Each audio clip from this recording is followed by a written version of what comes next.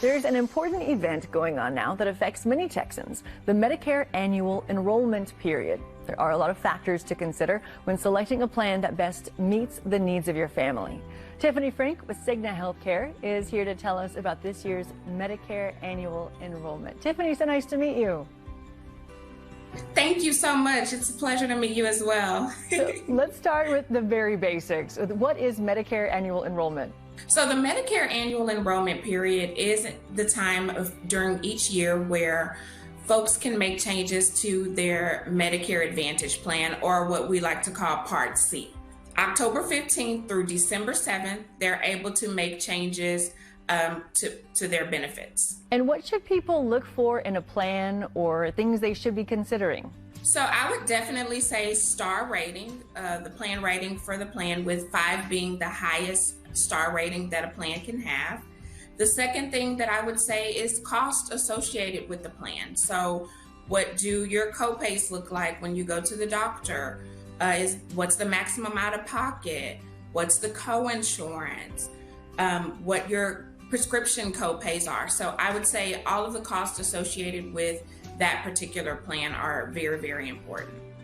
And what benefits does Cigna have for their Medicare Advantage plans? So Cigna has some really, really great benefits. Without going too deep of a dive, definitely low to no copays to see the PCP, low to no prescription deductibles, low maximum out of pocket, and then of course value added benefits. So those extras that everyone always gets excited about. So we have the Cigna Healthy Today card, vision, dental, hearing benefits, transportation on some of our plans. Really, really rich benefits that Cigna Medicare has to offer. Would you tell me more about the card that you mentioned? Of course. So the Cigna Healthy Today card, it's a Visa card, and so they can use it at the drugstore to get over-the-counter benefits. And also we have incentives available for them as well.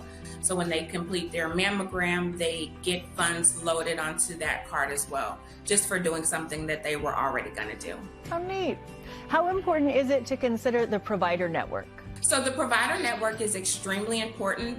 However, I don't think that it should be the primary driving force. And I say that because doctors retire, networks change sometimes. So I think while it's extremely important, it shouldn't be the primary focus. Always make sure that the doctor is in network when you're selecting a plan, or be okay with changing your providers. And where's the best place to go for more information?